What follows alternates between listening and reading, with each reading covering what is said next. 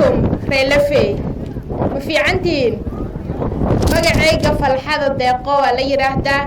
waxaan ka imaaday meel la dhaho Ijara Garissa County waxaan kaloo ka imaaday meel la dhaho Arusha because aniga waxaan xildhibaanka bariga Afrika waa East Africa na waa 8 wadan ee ka kooban wadankeena Kenya wadanka Uganda wadanka Tanzania wadanka Rwanda wadanka Burundi wadanka DRC iyo wadanka Soomaaliya oo hadda nagu soo dibiirmatay waxaan annaga ka shaqeynaa cross border xuduudka border waa taqaaniin Soomaha waxaan kaloo ka shaqeynaa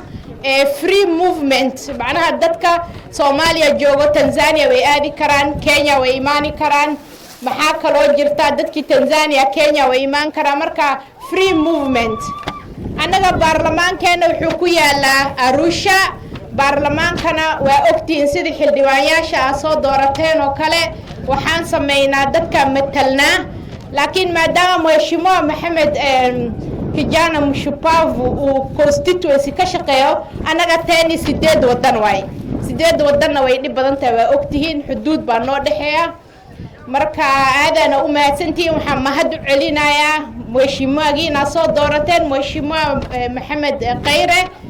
waa markii ugu horeyso aan imaado lafay markii ugu horeyso aan imaado Mandera marka aad iyo aad u mahadsantiin dad wanaagsanaatiin mar walbana ciwaankayga waxaan ka hadlaa Mandera wiilashooda waa wiilal wanaagsan sidii kuwi Gaariso kale maaha maalin ba dhagax lagu soo tuuray ani aada u maatay ma galban rabi maanta Mheshimiwa Maxamed aan daba qabsani rabaa maadaama Mandera markii ugu horeysay ay tahay laakiin qiimo weyn ay iga tihiin aada inii jeclahay hablihiina waan jeclahay raggiina waan jeclahay ilmihiina Ilaahay ha nii xafido assalaamu calaykum waraxmatullaahi tacaala wabarakaatuh